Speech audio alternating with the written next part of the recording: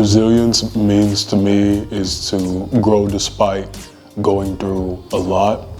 It's having a lot of pressure on you and still being able to somewhat push yourself back up. I had been couch surfing since I was 16.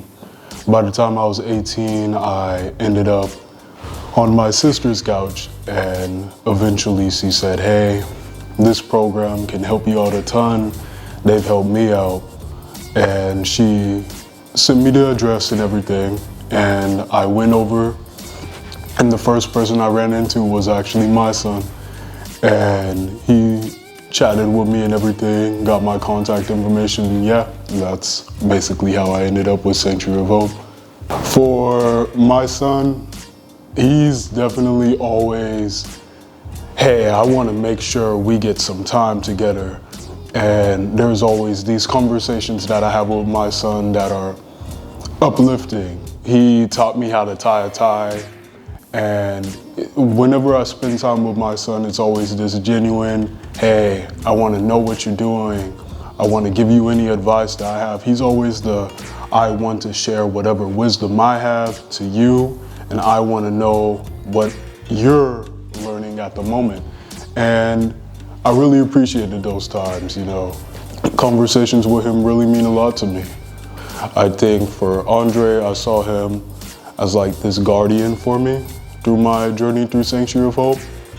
When Andre first heard about me from my sister, he took it upon himself to make sure, okay, these are the paths that Nathan is going to take and whatnot. And just knowing that he had the plan set out for me, he always had that eye out for me, it was really comforting. And I never really was stressed whenever I was at Sanctuary of Hope, because I know if I mentioned anything to Andre, he would just say, "Hey, so-and-so, so-and-so, so-and-so," or he'd explain him having issues in a similar experience. And that was somewhat comforting whenever he would confide in me.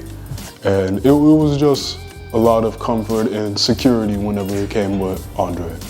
So through SOH, I was in 3 programs, I believe. When I initially joined Family Connect with my son, it didn't go well.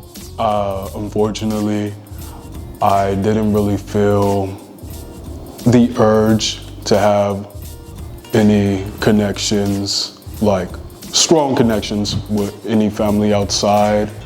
I've mainly been independent all of my life, and I did communicate with them. That did happen. My son made sure that I had communications with my sister, my father, and there was even a point where he said, "You should attempt to connect with your mother," but Family Connect really wasn't the best program for me in regards to my mental health. But of course, I did communicate any built up thoughts. And the second program that I was in was between Bridge and Transitional Housing. Bridge was really nice. I would go to work, just sleep.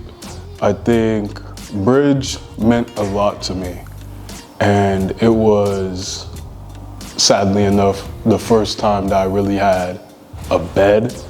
And if you ask any of the staff at Bridge, I think there were moments where I did sneak onto the floor and find comfort on the floor, because I had been sleeping on the floor for so long. But the bed was like this mythical object for me. It was like, wow, a bed.